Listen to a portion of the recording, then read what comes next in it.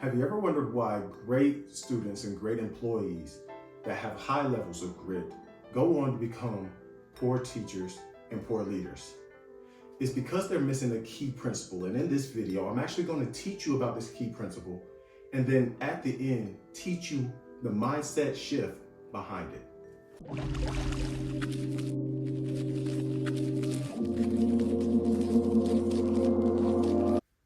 As many of you know, I'm a former K-12 teacher. I've taught everything from 3rd grade all the way up through 12th.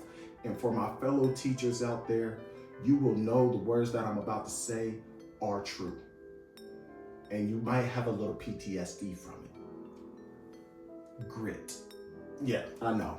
You're triggered, just stick with me. So, grit is something that we hear all of the time. You must have grit. Grit this, grit that. And I disagree. And I've been trying to figure out for a long time why it just wasn't resonating with me, and I have finally figured it out. But first, let's define grit. So, grit is defined as growth, resilience, integrity, and tenacity. Now, don't get me wrong, I believe that everybody needs grit in certain areas of their life. Students, yes, absolutely. Teachers? Employees? Yes, absolutely. Leadership? No, not really. Now, for well-rounded people, they will need grit. Why? Because at some point, they are going to be a student again.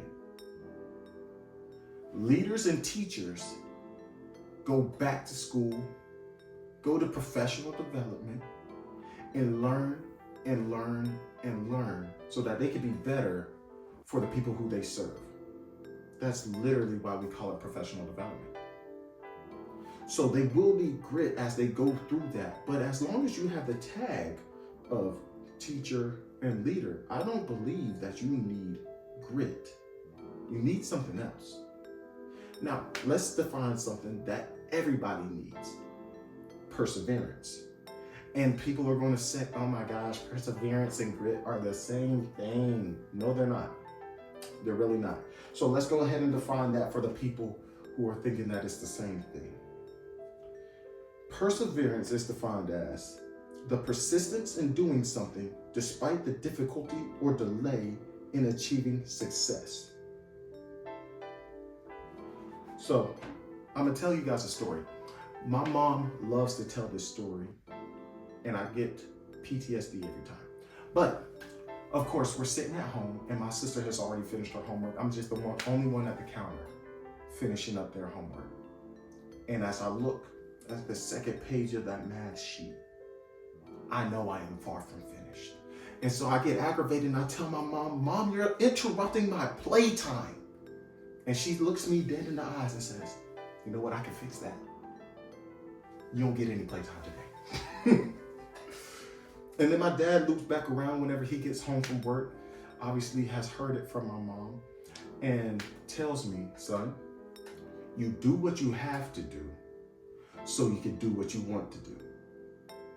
Now, my name's not Webster, and I have no dictionary, but in Jonathan's dictionary, that is the second definition of perseverance. So everybody needs perseverance. You do what you have to do so you can do what you want to do.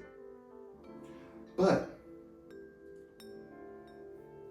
there's a man named Myron Golden, a multimillionaire, author, and a business guru. And his ideology of life is finding problems that you can solve for other people. So essentially, you're solving the world's problems, right? So this is directly in line with what I like to call DRAPH, D-R-A-P-H. And what DRAPH stands for is define reality and provide hope. That is what teachers and leaders need. It's not grit, it's DRAPH. So I'm going to break it down into 2 segments here. Just make it easy for you. Define reality and provide hope. But let's start with defining reality. Defining reality is exactly that. It is acknowledging exactly what a situation is at that time. Not what it was and not what it will be, but what it is. Who knows that when you're in the mud, sometimes you're blinded and all you can see is, I'm dirty and in the mud. That's defining reality.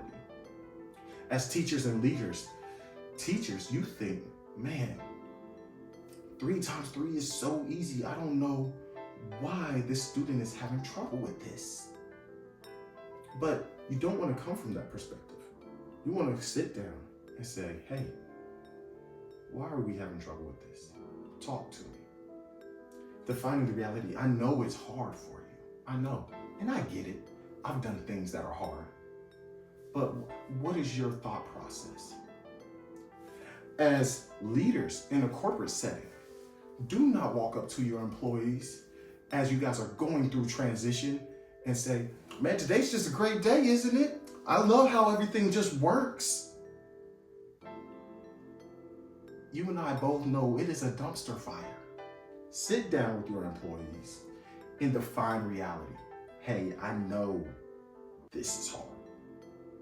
I know things aren't working quite the way we want them to. I get it. What do you need from me? Right? So we have to first define reality. And then we provide hope. What is providing hope? Once you get 3 times 3, 4 times 4, and 5 times 5, and 6 times 6 comes easier. And then we'll be able to get some money. Maybe, you might be able to get something out of the class store. I'm just saying, but first you have to show me 3 times 3. Now let's break it down and figure this out together. In the corporate setting, you're looking at, man, I know it's a dumpster fire right now, but once this transition is over, this is what life looks like. This is how it benefits you. Providing hope is not about what the reality is now. It's about what the future benefits are for the people that you're talking to. So, hope is the most powerful tool that we have in our tool belt.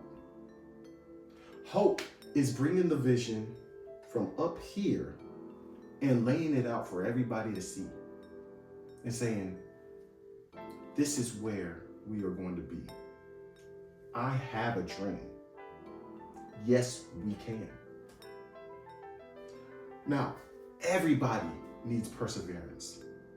Some people need grit. Teachers and leaders need DRAPH.